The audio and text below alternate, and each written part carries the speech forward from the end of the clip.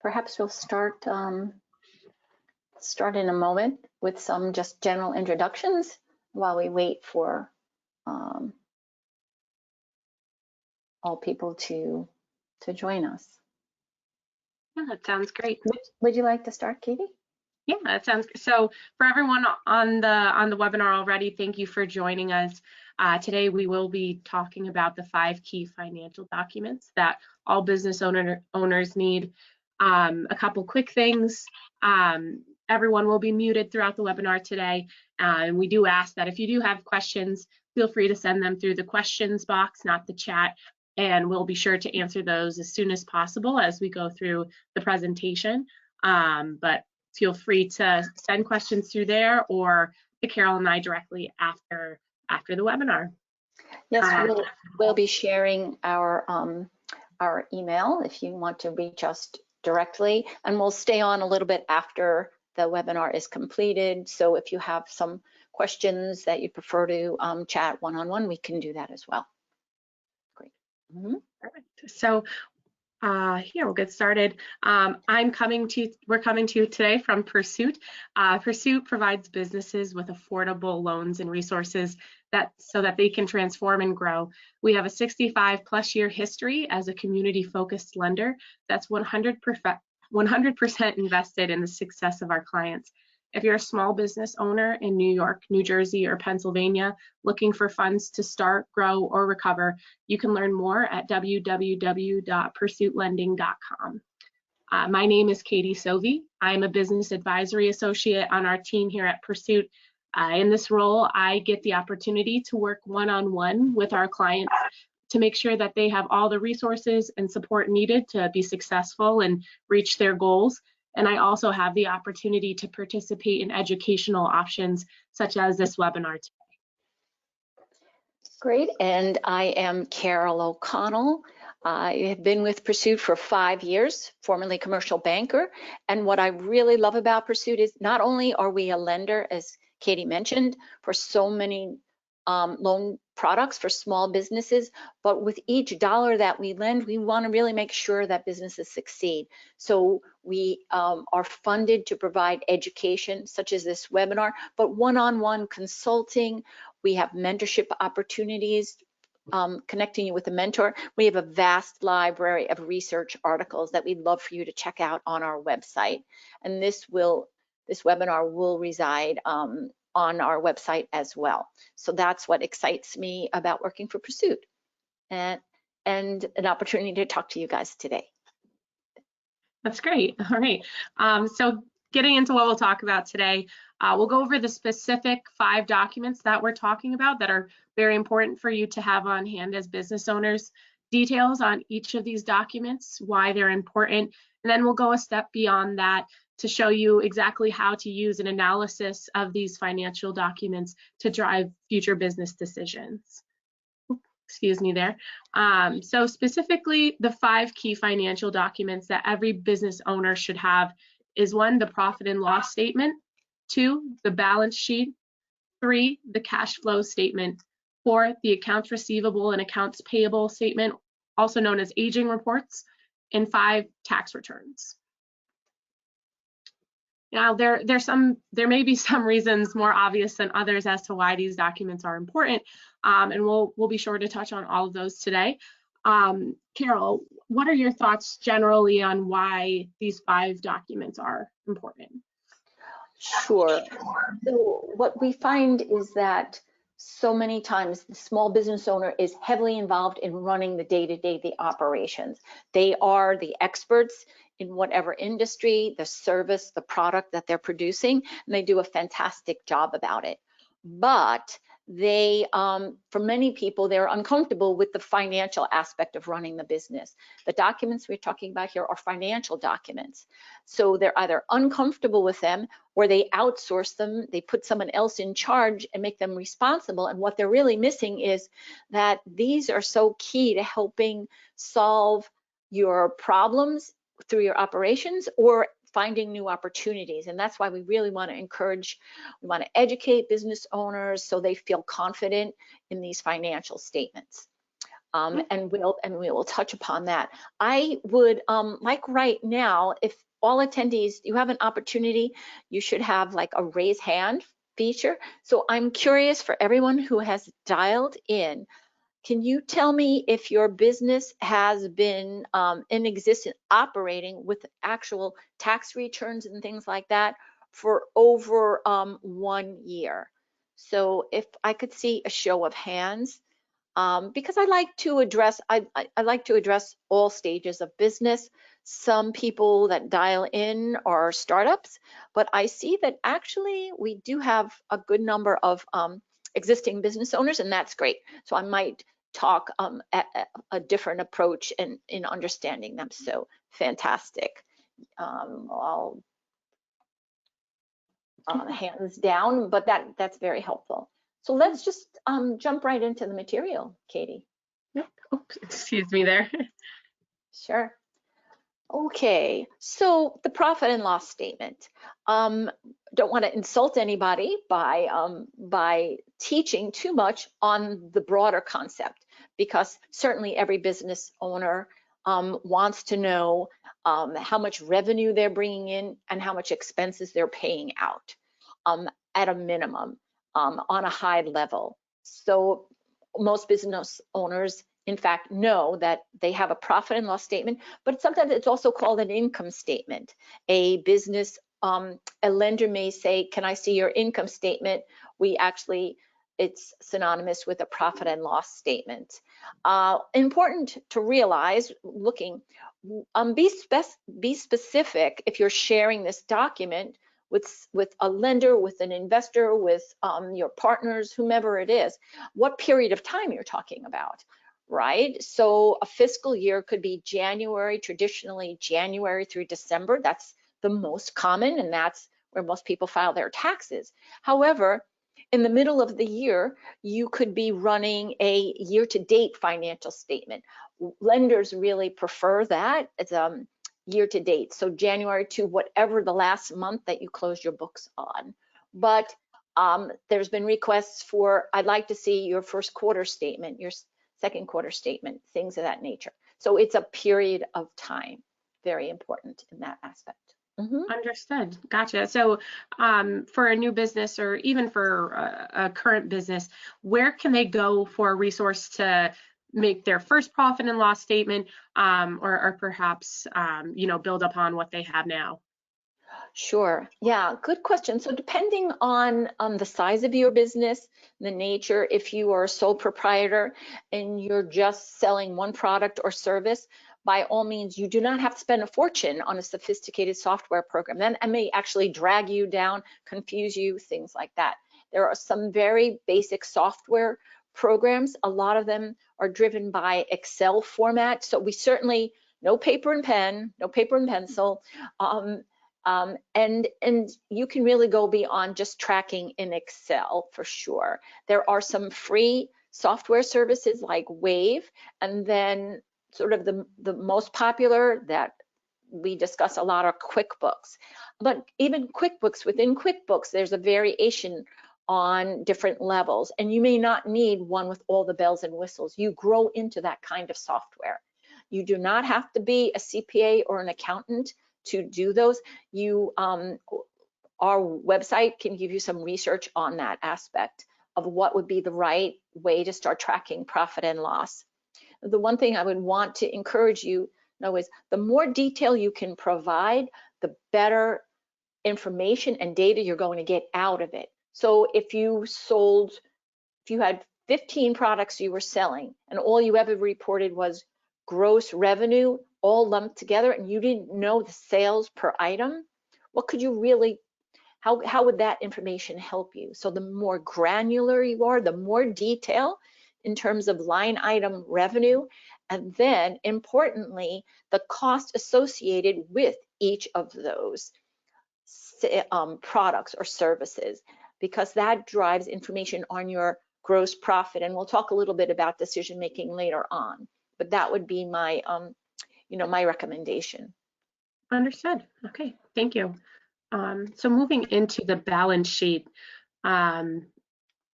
Sure, balance sheet. This is probably at times the least familiar for certain small businesses. Technically, for sole proprietors and some other small businesses, you are not required to prepare a balance sheet. So on a tax return, you'll see if you file a Schedule C, there is no real room to provide a balance sheet. For an S corporation or a C corporation tax returns, there is a Schedule L that is actually a balance sheet. Many times we see it. Katie, you've seen this in the past too, where it's blank. You would have to pay your accountant to prepare that. But what is it? What am I really talking about? It's one period in time. It's one day in the life of your business, and you're going to look at it, and it tracks assets, which are what we like to tell people are what your business owns. And the counter to that is what your business owes. That's a liability. The liability could be amounts you owe your creditors, your trade, whoever you pay to get inventory, your utilities, anything like that. Also, if you are in a borrowing mode, if you have a line of credit, if you borrow from a bank or a lender like Pursuit, that's also what you owe. And when you take what you own minus what you owe, the difference sits in the equity account. And that is what a business owner has invested in the business. That's what's left over, as long as the business owner does not take that out. That's after distributions and anything else that the business owner might put in there. Mm-hmm. Understood. Got it, Carol. So from a lender's perspective, in your experience, what would you say are some good things to look for on one of your clients' balance sheets? Yeah, so that's a loaded question. That's a tricky question, Katie, because it really has to do with the risk level. So what a lender looks for is how you, as the business owner, uses other people's money, which is a liability, or your own money, which is your equity, to fund your business, to buy equipment, to buy inventory, whatever expense you might need. So you have two sources of funds, other people's money and your own. What's the right mix of that? From a lender's standpoint, we really look at the steadiness of your profit and loss statement. So if you have had a very dependable revenue stream and a fairly dependable profit stream, you know how much money you bring in a given period. And so you would be comfortable borrowing more money because you would know whether you could pay that money back. But if you're in a business that's very cyclical or risky, you have good years and bad years, it might not be advisable for you to borrow money, because when you borrow from a lender, we want a payback consistently. So it's very hard to get a loan that you pay back in good times and you don't have to pay back in bad times. The higher the risk, the more likely we would like to see you putting your own money in. That's risk-free money in the business. And so that would be my response to your question. Sure. All right, perfect. Do we have any questions there? We'll move right on into the cash flow statement. Oh, I have one more thought on the balance sheet, and that is that balance sheets not necessarily, they can be tracked in a software program. I would highly recommend that at least once a year, maybe starting with the first year, you get help from a bookkeeper or an accountant to create an initial balance sheet. From there, it's a lot easier to track changes. So if you were to make an asset purchase in 2021, you make sure it goes on your balance sheet. If you, as the owner, had to put more money into that business, make sure you record it, because the lender is going to ask, how much money have you put into the business? So doing it once a year, we have templates to use. There's a lot of online. Pursuit can share a template with you where you can actually create your own balance sheet with the help of a bookkeeper. Thanks. Fantastic. I know I've worked with a lot of clients that have found success working with bookkeepers for that one specifically. Carol, we do have one question. Sure. Would you like to take that now? Sure. All right, so what is the schedule for S Corp for the balance sheet? That would be, I believe that is also an S corporation tax form is an 1120S. So for S Corp.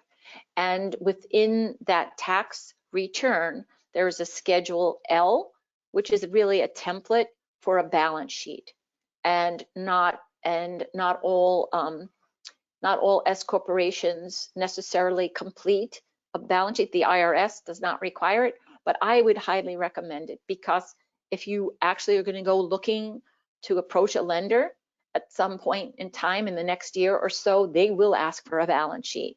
So it's best to time it when you file a tax return. It's just a great habit or practice to get into. Certainly. And if you have any trouble locating that form, we'd be happy to help you after this as well. We do have those on hand. So moving forward here, the next one of the 5 important financial documents is the cash flow statement. Yeah, and I would say it's my favorite. And why is that? Well, it's favorite as I'm wearing my lending hat. I should start out by saying, if you are using a software program that involves a profit and loss statement, as well as it's able to capture the balance sheet or your investments. So remember, on a profit and loss statement, if you have normal expenses, day-to-day operations, they flow through your profit and loss statement. But if you go out and purchase, let's say, a van, a delivery van, that purchase price does not go through your profit and loss statement, goes onto your balance sheet as an asset, and then it comes out of your cash account if you paid cash or if you took a loan, things of that nature. The cash flow statement is an automatically generated out of accounting software. So it's not a third document you have to produce. Keep the two accurate, you get a cash flow statement.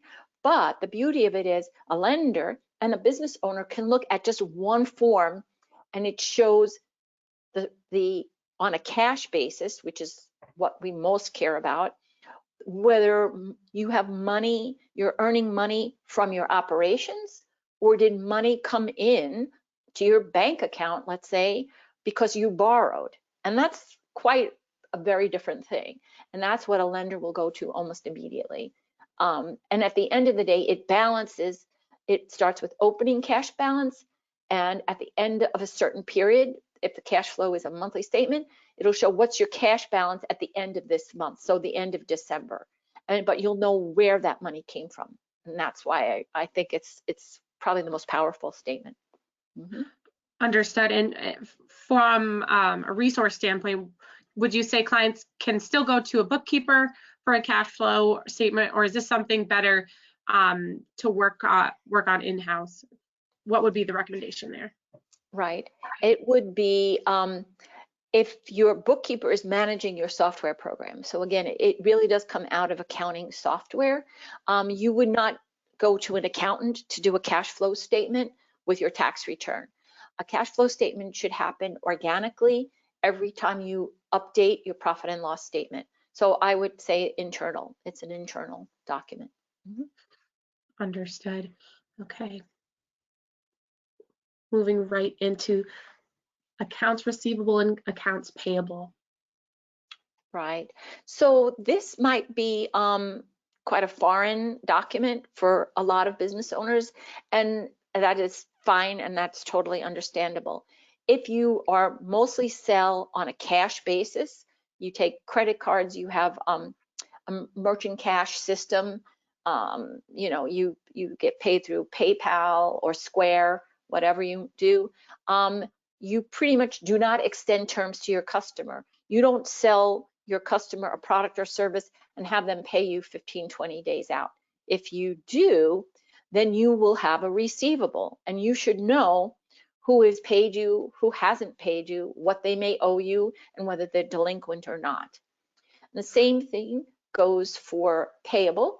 So payable is that you purchase something you purchase supplies from Staples, or you purchased inventory from a wholesaler, and they didn't require you to pay cash right then and there.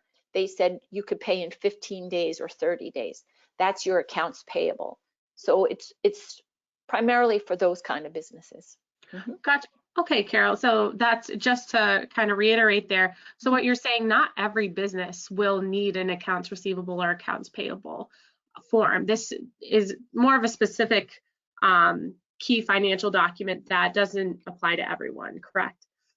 That is correct. But what is so important to the last point is it is a fantastic way, why we call it a key document. It's a fantastic way to help manage your cash flow.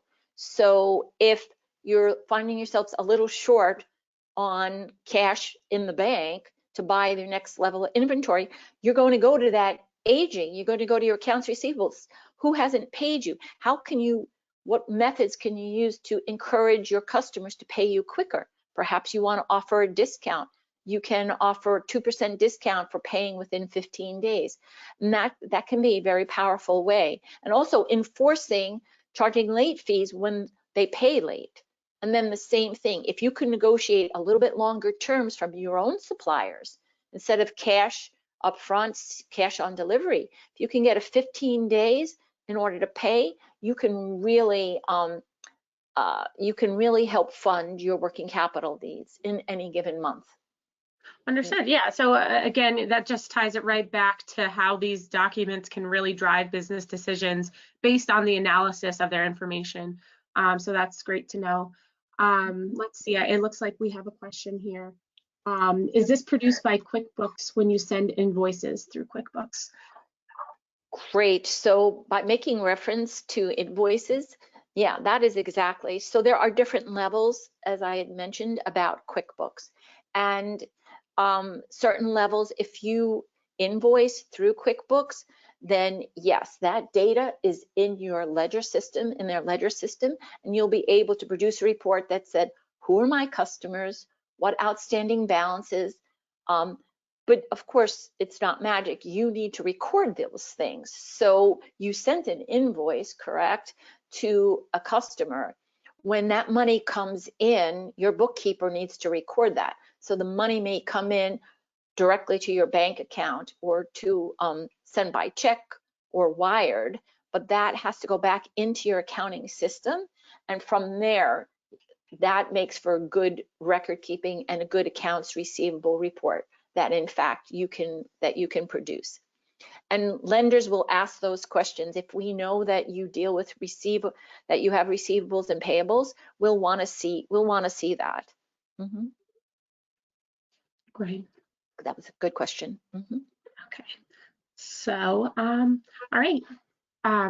We'll move right into the last, the fifth financial document here, Carol. Tax returns, one of the more obvious of the five. It's one of the more obvious, but we couldn't help but we wanted to end on that, of course, in terms of what is needed, because there's just a couple of points. Over time, we've seen this, and actually in the last year or two in particular, I've seen a lot of small businesses struggling to get their tax returns filed on time. Could be a number of reasons for it. One is if your bookkeeping, if you wait until December to update your bookkeeping from throughout the year, guaranteed you're going to have trouble getting your tax filings done on time. Or if you assign that to your accountant, you're going to be paying a lot of money for an accountant to sort through your books so that they can produce an accurate tax return. So the most important thing is, number one, keeping that up-to-date P&L balance sheet makes for timely filing of tax returns. And actually, why do we even care about that? I guess that's a question that people ask. Why would you want to pay your taxes late? And from Pursuit's perspective, it's just that at this time of year, towards the end of the year, some businesses are looking to line up funding for the next year. They have an opportunity to grow. They would like to, in the month of January, know if they can get a loan approved or not. We're at a critical juncture this time of year where lenders prefer to work with tax returns that have already been filed with the IRS. And in fact, we may not be comfortable working with your internal profit and loss statement. So that could be a hindrance to you accessing capital right away. Mm-hmm. That's a really important note to know, especially moving into a new year. Is there any other benefits, Carol, to having your taxes filed early? Well, I think, first of all, in this last year or two, accountants have been overwhelmed by certain changes in tax laws, certain relief programs, things of that nature. And as a small business owner, you know, you could be a small fish in a large pond. You may not get the attention as deadlines draw near.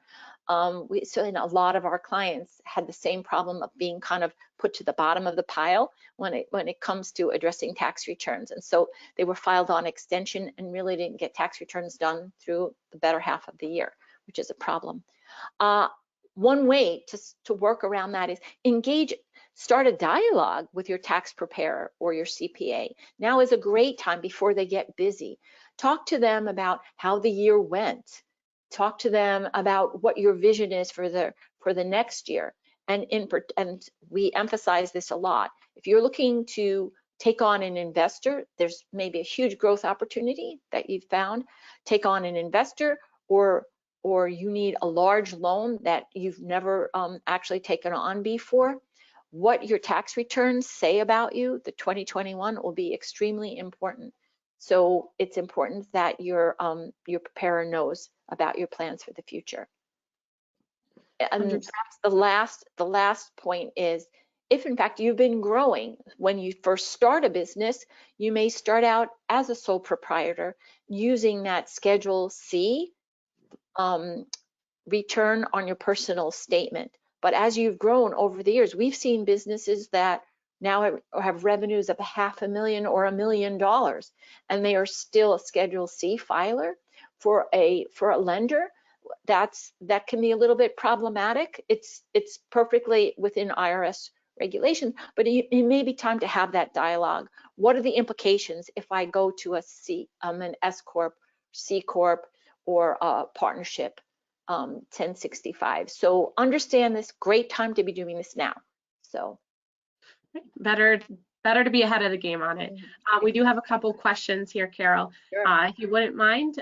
First being, does Pursuit offer business accounting and S Corp tax returns, also personal returns? So services to help with that. So we actually do not help with tax preparation. We have some great resources that we in fact have a wonderful checklist that we just created, right, Katie, so that you can have a questionnaire, and the title of it is, do I need a bookkeeper or do I need a CPA? You do not always need a CPA or certified financial statements. So a certified tax preparer with the IRS might be quite adequate. We have a great checklist that we could share with attendees related to that, but we do not provide that service ourselves. Yeah, definitely, and you can find those resources right on our website, but we will make sure to share them after as well. That leads well into our next question. Is it more cost effective and safer, check and balance, by having a bookkeeper instead of the bookkeeping being done by the CPA? So the benefits of using a bookkeeper versus a CPA, but you just touched on that enough, Carol. Yes, and we do recognize that most businesses, small businesses, may not have need for a full-time bookkeeper because maybe your transactions are not that significant, but you would like to keep the books up to date. So there are a number of ways to go with that. Working with a part-time bookkeeper who serves many different businesses, that's an extremely cost-effective way, particularly if you're going to use, let's say, QuickBooks and their QuickBooks Pro Advisor. That's one great method, versus check with your tax preparer. So a lot of CPA firms have a small bookkeeping business at lower rates than are charged by the CPAs themselves. So ask if they have an affordable bookkeeping service. So that's always out there too. Fantastic. Okay, so ready to move on to the last, to wrap everything together here. So Yeah. how, you've touched a little bit on each one already as we've moved through the webinar today, but overall, how can we use these 5 key documents to drive our decisions? Yes, yeah. So really, the nuts and bolts are the importance of good data, accurate data, and timely. So when you have real-time data, you can make real-time decisions. You obviously, you wouldn't wait for the end of a full year to realize that it was a bad year, that as opposed to being profitable, I was unprofitable. And you would be surprised how many business owners are somewhat uncertain of that. And we find it very alarming, not for ourselves, but for that business. So if you're able to close your books out at minimum monthly, I find so important. And then what am I doing? Like, what do we mean by that? I personally, coming from lending, I don't actually necessarily look at absolute dollar amounts. It's great. The fact that you have $1 million in revenue and that you're profitable in dollars is great. Lenders tend to look at margins. So what do we mean by that? So your net profit for the year, if you reported net profit of $50,000 on an absolute basis, sounds pretty good. But was your revenues $100,000, in which case you had a huge profit margin, or were you $1 million revenue company and you only produced a profit of 50,000? So you want to talk about margins, and a lot of good software companies will crunch those margins for you, and we can help with that. We have literature on key profit margins, so your gross margin. Now, how do you get that granular data? The more info you put in, like I said, for every product, if you know not just the selling price, but the cost to produce it, or every service. And that can tell you the next items, like downward trends. So it's like, what was dragging my profit down? Last year I cleared 100,000. This year I cleared 50. Does that mean everything you did, every product and service you sold less of? Or not necessarily. Some items did better than last year. Others, the cost rose and your margin was cut in half. There's impossible to really steer a ship unless you have the navigation tools. That's how I like to consider it. So you might recognize a trend comparing this year to last year, but then you need to dig down and what was causing that trend. Not to harp on the negative, there's the positives. You doubled your profitability. Does that mean that everything was great? Actually, probably not. There's probably some items, depending on industry or competition, that maybe you should think about discontinuing. And I'd like to emphasize that when you have conversations with lenders, when you show your knowledge of both the strengths and weaknesses of your business, that just gives that lender or an investor an incredible sense of comfort that you really know your business. So if you have those documents and you understand them, when you share them in an honest way with a lender, even if you've had a bad year but you understand why, that's a very positive result as far as a lender's standpoint. This last year, the last year or two has been extremely challenging for some businesses. Some businesses have chosen to pivot and are doing extremely well. So the requirement to pivot, to take advantage of an opportunity is great, and we would love to be there with you. So Pursuit has funded many pivot stories in recent times. Businesses that are now were stagnant or maybe on the downward trend are now doing terrifically well. So I think we'll end on a positive note, our last page on with contact information, because we would love to be there to help out small businesses. Yes, any questions you might have after what Carolyn and I have gone over today, please let us know. You can reach out to info@pursuitlending.com or the number above. You can also use that number to learn more about our loan programs, and of course get a hold of Carolyn and I. We'd be happy to talk to you. We'll see here if we have any last questions. Yeah, and we can put our we'll put our email addresses in the chat. So we could share out. I'll do that now as we answer some questions. Okay, we have one more. Do you advise an entrepreneur to do bookkeeping or a bookkeeper to do monthly closing? Yes. For an entrepreneur that's maybe just starting out or is heavily involved in their business, there is really no shame to outsourcing, not outsourcing, but to assigning a bookkeeper, someone with a more of a numbers background. That's quite appropriate because everyone has to play to their strengths. So if you are strong in your operations and in your marketing, that's what you go with.